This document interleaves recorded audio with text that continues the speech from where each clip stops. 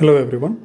This is going to be the last lecture in this machine learning, the theory of machine learning series. Okay. After that, we'll take up one of the other modules from next class onwards. So, in the last lecture, I want to speak mainly about two things. One is about what is known as this approximation versus generalization trade-off, and the other is about finding VC dimension of a combination of concepts. Let's start with the approximation versus generalization trade-off. So, if you remember in the last class, we moved away from this having ensemble error of 0. Before last class we were restricted to having an ensemble error of 0. In the last class we moved it to more like the ensemble error and the true error are within some epsilon range, right?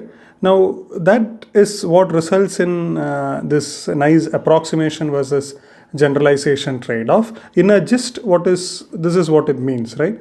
So once you have such a bound, okay, if I usually the true error is going to be the larger one, so okay, this is maybe the larger one, so usually this is the positive one, okay, the true error is larger than nothing mathematically prevents you from having a smaller true error than your ensemble error, then but that happens only when you are too lucky, when you are too fortunate. Okay, so now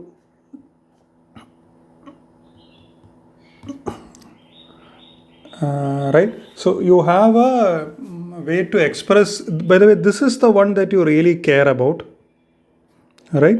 The true error, the ensemble error is something which is in your training data, but having a small ensemble error and a large epsilon will not do you any good, right? So the quantity that you actually care about is this true error ED. And in order to minimize that, you see that you have to minimize a sum of two quantities. And this always leads to, whenever you have a sum of two quantities, you will see in today's lecture that there is in some sense a conflict between these two quantities. When you try to push one down, the other goes up and vice versa.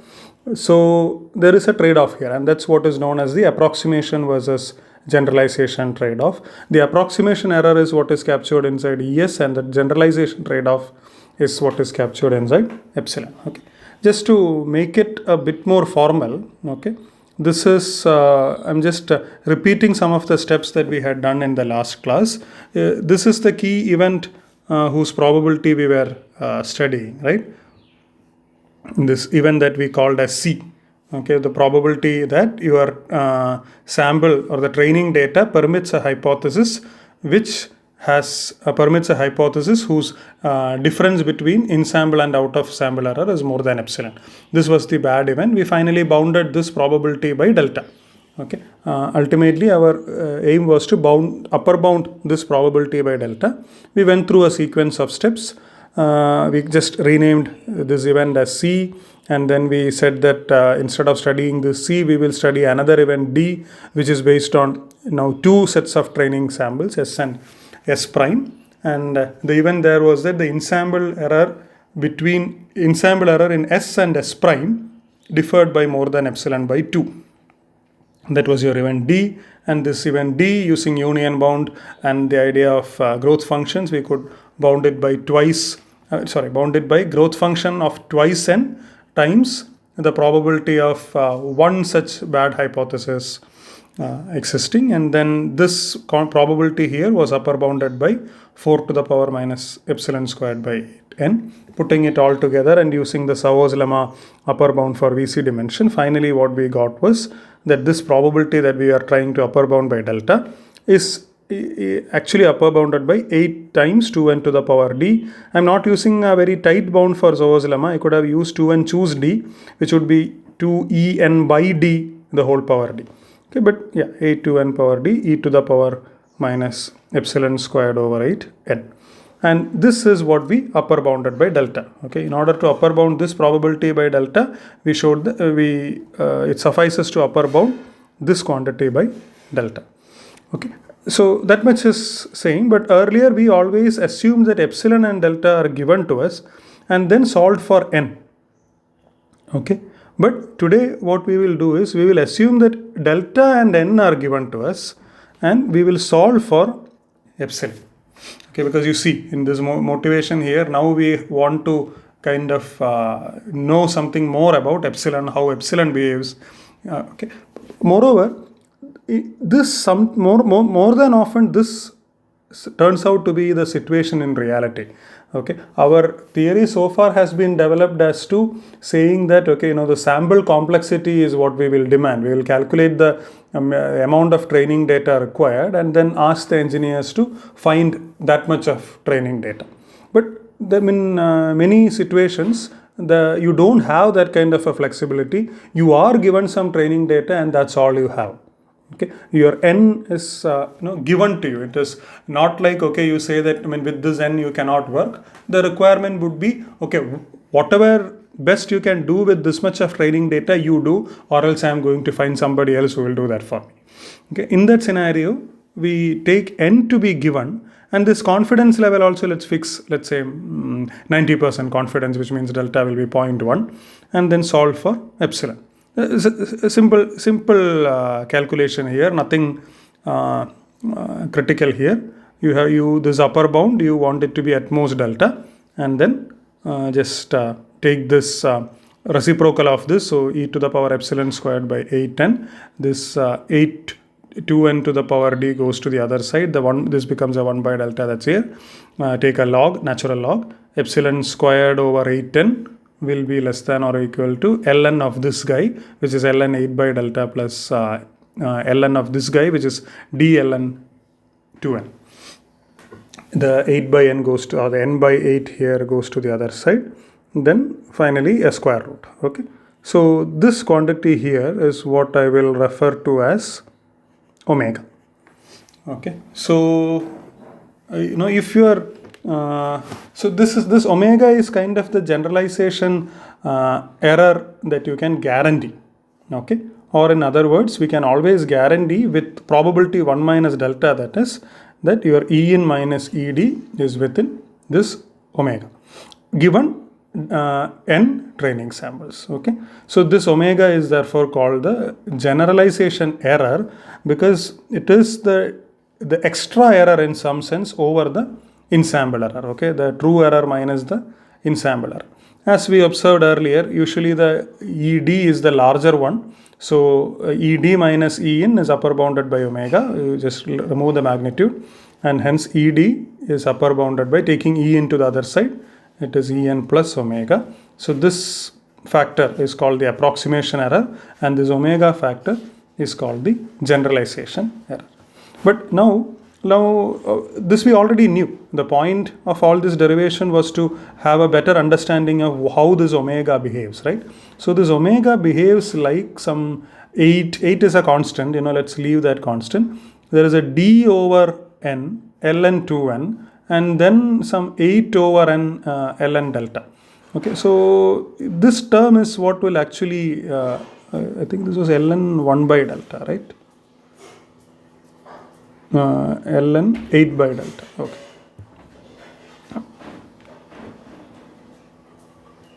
Ln 8 by delta. But this is mostly going to be dominated by this first term, which is d. Again, if you ignore the log term, it is going to be dominated by d by n. Okay. So what I'm writing here is not technically correct, but this is almost d by n, or to make it more technically correct, I should use some notations like O tilde. This tells you to ignore the logarithmic terms and so on. Okay, so this is around the square root of d by n. Okay, so d, what is d? D is the VC dimension of the concept class we are using, and n is the number of training samples that we got to work with. Okay, we are saying, okay, we are given this training samples n, and then we are saying your generalization error is going to be the order of root of d by n.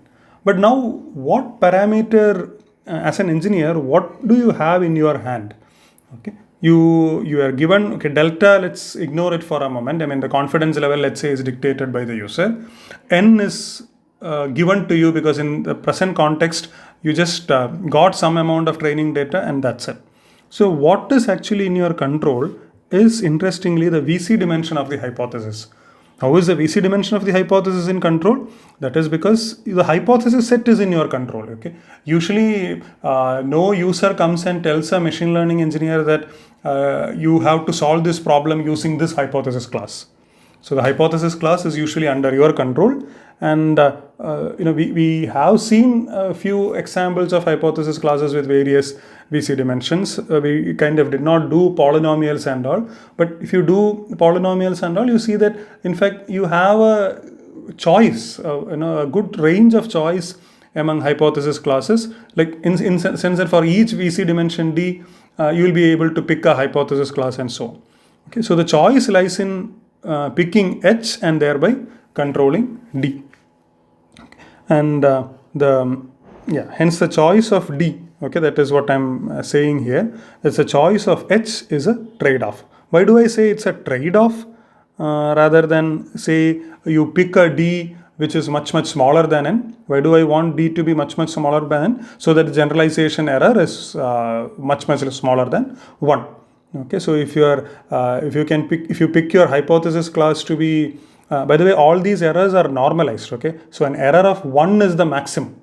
Okay, because errors are probability measures, so error of 1 is maximum. So if you pick something like D to be equal to N, you are already lost the game.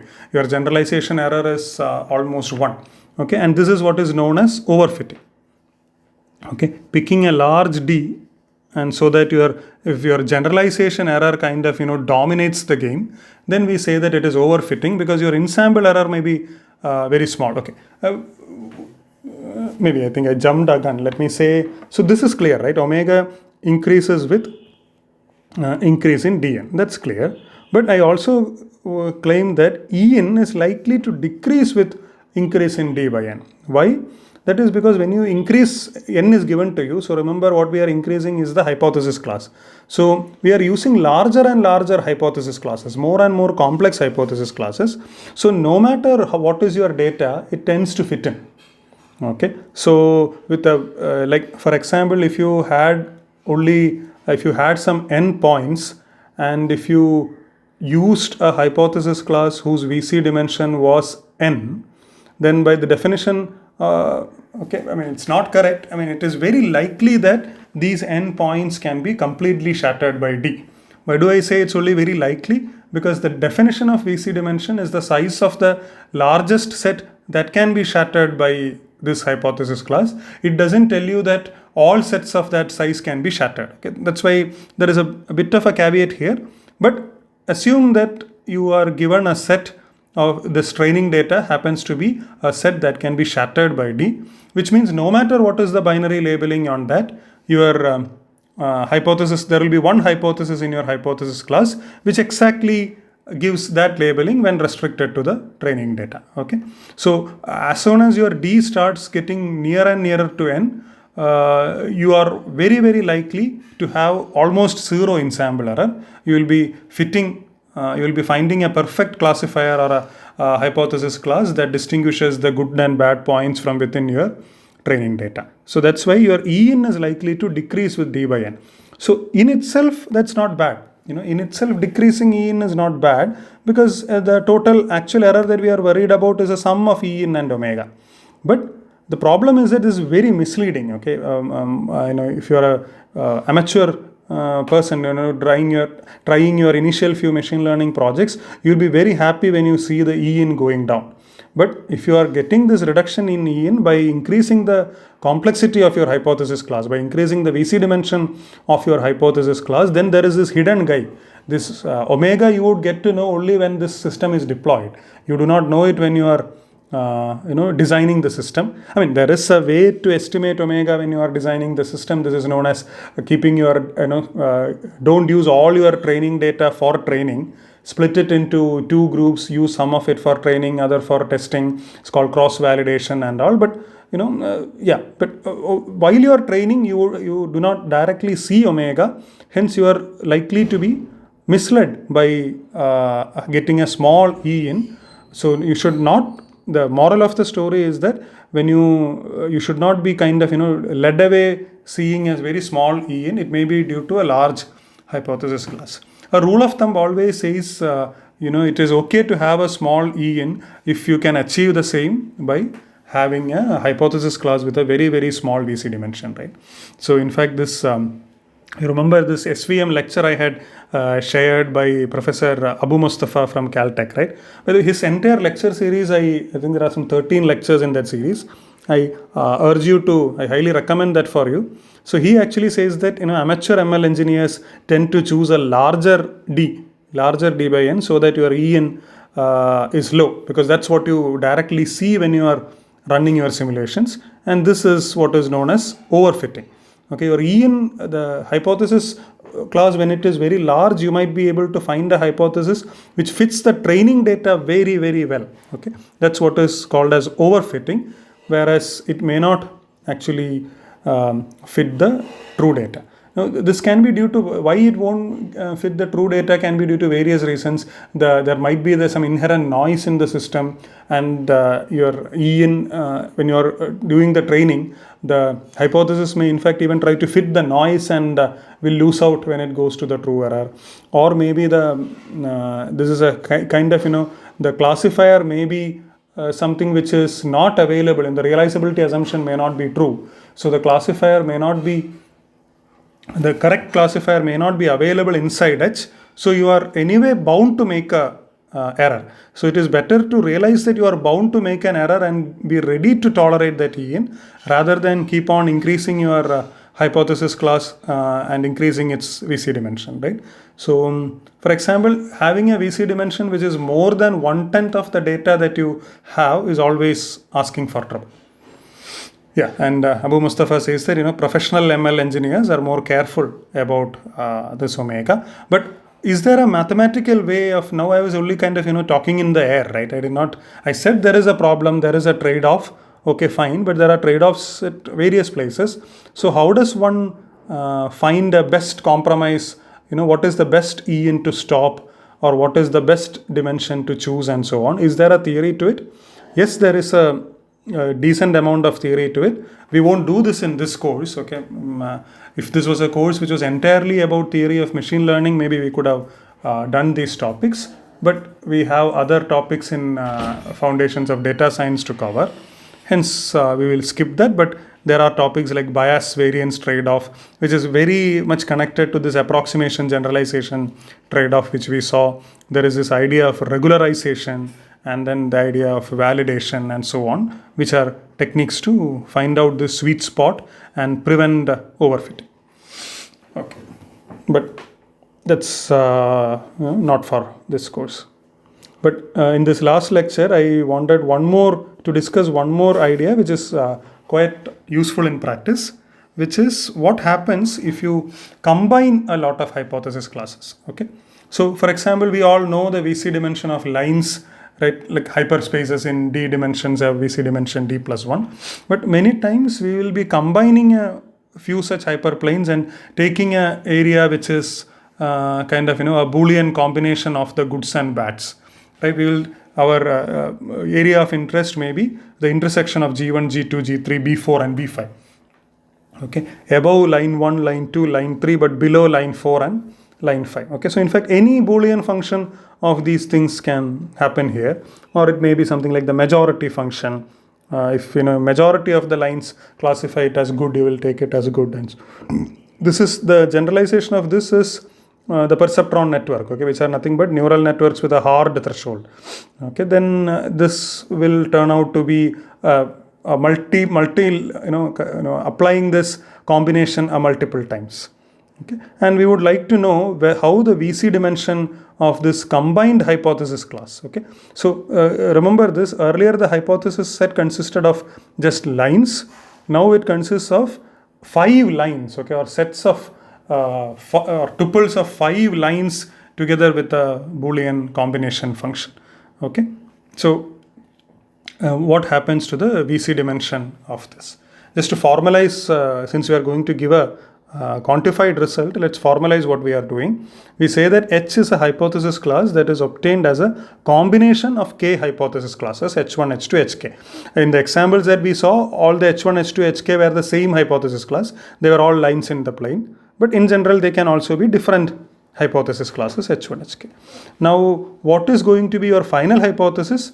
Final hypothesis is going to be some function of the K, some function of these K hypothesis H1, Hk, where H1 belongs to capital H1, H2 belongs to capital H2, and so on. And f is any Boolean function on K variables, right? So f is a function which takes K Boolean variables and returns a Boolean variable.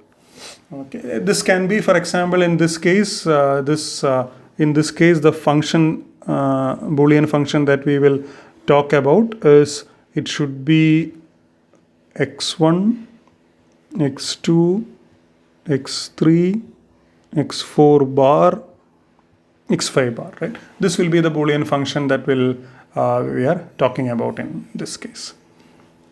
But how many Boolean functions are there? Actually, there are 2 to the power k Boolean functions, right? Because the input space is consists of k Boolean variables, so they can take 2 to the power k different values. For each of these values, you have a choice for f. F can either map that vector to 0 or 1. So you have total 2 to the power k functions. So usually the VC dimension of such a combination class will depend on this function. But today what we are going to do is an upper bound that will work for any function. Okay, without going into which Boolean function you use to combine the concepts, we will be able to give an upper bound. But remember, when you have such a concept class, it is not necessary that you train for H1 separately, H2 separately, and so on. This training may be joined, okay? That is still fine. What we are going to say will still hold in that case, okay? So, yeah, the question is, what is the VC dimension of H? In general, it will depend on F, but we are going to find an upper bound which is independent of F. Okay, just to keep the notation simple, let's assume that each of the HIs, the hypothesis classes that we combined, had a VC dimension of at most D. So take the maximum VC dimension among the hypothesis classes and call that D. Well, this is not a serious restriction, it's just to keep the notation simple. And our claim is that the VC dimension of the combination hypothesis is at most 2 KD ln KD. Okay, so it's like KD is what probably many of you would have expected, because as you keep adding concepts, the VC dimension also gets increased, right? So you combine K concepts with VC dimension D, we might expect that we will get KD as the resulting VC dimension, but we get slightly more. We get twice. Okay, this 2 is not a strict bound, but we get almost something like KD ln KD. How do we prove this? Okay, so let's consider S as to be a largest set that is shattered by H, right? So the VC dimension of H is the size of S. Let's call this size to be N for now. Okay, so S is a largest set that is shattered by H. So since it is shattered by H, we know that the restriction of H to S contains all the 2 to the power N binary labelings possible. That's a definition of shattering. This is your first observation. But now consider another hypothesis class. Remember, when we are going to do a combination of hypotheses, we are in some sense working with the Cartesian product of these hypothesis classes, right? So consider a hypothesis of this form, H1, H2, Hk, where each Hi is picked from Hi. Okay, so this is still not direct. This is not directly equal to H, but there is a very strong correspondence between this H and this H cross, as I call it, H cross, to indicate that it's a Cartesian product of these hypotheses. I claim that this is a key observation. Okay, I claim that your H restricted to S, the number of functions in H restricted to S is at most the number of distinct functions in H cross restricted to S. So what is H cross restricted to S? You take each of the component functions H1, right, and then you take its restriction on S and so on. Or in other words, that's what I have written as observation 2. H cross S is nothing but H1 restricted to S times H2 restricted to S, etc. times Hk restricted to S. Okay, why is observation 1 true? Because if the hypothesis H is obtained as a combination of K hypothesis, so if the number of the number of such H's possible inside of S is going to be dictated by how do I say that? Okay, let me say that if some suppose some H1 maybe H and H prime, let's say, are from H, and what I want to say is that I want H restricted to S to be different from H prime restricted to S. This is what my requirement is, right? But then what is your H going to be? H is going to be just a Boolean function of some H1. So your H of X is a Boolean function of H1X to HKX, and your H prime of X is the same Boolean function of some H1 prime of X, H2 prime of X, HK prime of X, right? So if H and H prime has to be distinct, right, then these two guys have to be distinct. Now, since f is a function, if the input, if the tuple h1x to hkx is same as the tuple h1 prime x to hk prime x, then the f applied to those two same tuples will give you the same thing for every x, right? So this would mean, so hence for h1x to be different from h2x needs at least one hi of x to be not equal to the corresponding primed counterpart. Okay, or in other words, the number of distinct functions in H restricted to S is upper bounded by the number of distinct tuples of this form, and the number of distinct such tuples is, since it's a Cartesian product, it is just the product of these guys, each of them. Okay, now how many things are there in H1 restricted to S? Remember, H1's VC dimension is n. By Sauer's lemma, the number of distinct restrictions of H1 onto S is the growth function evaluated at n, which is the size of n, which by Sauer's lemma we know is n choose at most d1. So the same thing for each of the term, you get the product of n choose at most di, I ranging from 1 to k. A loose upper bound of that would be n power d1 times etc. n power dk, which is n power kd. But we already know what is the size of, we already know a lower bound for h star s, which is h cross s, which is the size of the restriction of h on s, which is 2 power n. Why? Because it is shattered, this n set is shattered by this. So we just now get a numerical quantity, 2 to the power n is less than or equal to n to the power kd. So this is the same thing, this is an exponential, this is a polynomial, so the exponential cannot be less than or equal to the polynomial for long. If you do our the solution that we have seen before, we say that by the time n is more than twice kd log kd, you are already you are already failing this inequality. So you have your your n should rather be less than 2 to the k log d for this to work. Now, what is n? N was the VC dimension of this combination hypothesis class H, right? This was your n. So we have shown that VC dimension of H is at most, VC dimension of H is at most 2 times kd ln or log kd. Okay, I think log or ln really doesn't matter. Okay, so this is a very useful thing to know, because this combining hypothesis classes is something that is done quite commonly, and you can extend this idea. I wouldn't give the details to neural networks. I mean, if you already know neural networks, then this makes sense, otherwise it's okay. Or perceptron networks, neural networks with hard thresholds have VC dimension around order of m log m, where m is the number of edges.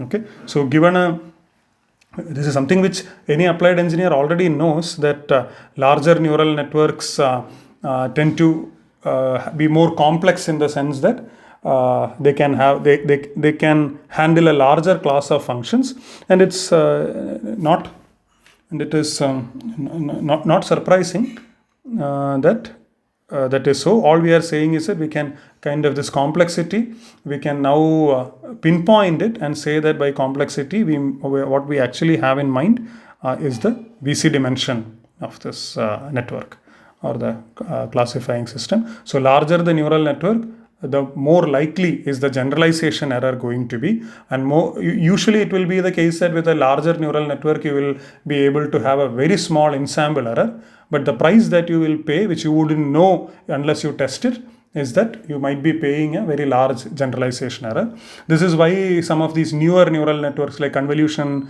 neural networks and all tie down some of the weights. Not all the weights on the neural networks are free. So this is a way to effectively reduce the VC dimension of the large network. Okay, this is only an upper bound. If you restrict that certain edges should have the same weights, then this would almost come down to the number of free edges, and that way you can control the VC dimension. Okay, so now we'll wind up this lecture, but I also want to say that there is also a philosophical take on this generalization versus approximation trade-off. Okay, much before any of these machine learning or anything came into being, people used to talk about a principle called Occam's razor. Okay, this I think it's from the 18th century maybe. So the general idea is that simpler explanations tend to perform better. Okay, so if you have two conflicting explanations for a phenomenon, and if one turns out to be simpler than the other, then you prefer the simpler one. At that time, surely there was no mathematical validation of such a statement, but people used to say that. At least they used to say that your explanation shouldn't be as big as the data. Okay, so this was philosophically, this is a concept that has been in the minds of philosophers from a long time, though it was very difficult to put it into precise terms then, because people may not agree on what is simple, right? We have a very nice theory. We say that things, hypothesis classes with smaller VC dimension are simpler than those with larger VC dimension. But in general, how do we talk about at a philosophical level, how do we talk about simpler concepts versus more difficult concepts? But again, there are certain things we can now infer about this philosophy from here.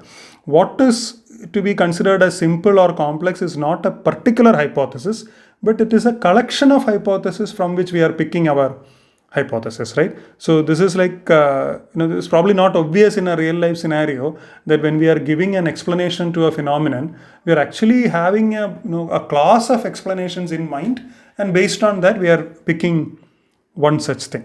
Okay, so another way to kind of code this, you trying to put down the rule that you are going to propose in some description language as it is called, and then count the simplicity by the length of that description. Okay, so this gives an alternate measure of complexity of hypothesis class as a number of bits required to represent uniquely represent any hypothesis in this hypothesis class. Okay, so yeah, so these concepts, this trade-off that we are speaking about has a very, very interesting history in the philosophy of science. But I don't think it was ever been so mathematically rigorously quantified like this any time before this. Okay, so with that we'll end with this topic, and with my recommendation to follow the at least half of the lectures of Abu Mustafa we would have already covered in one fashion or the other. But those who want to pursue ML further, I highly recommend watching the remaining lectures of him. Okay, with that, let me wind up for this lecture. Thank you.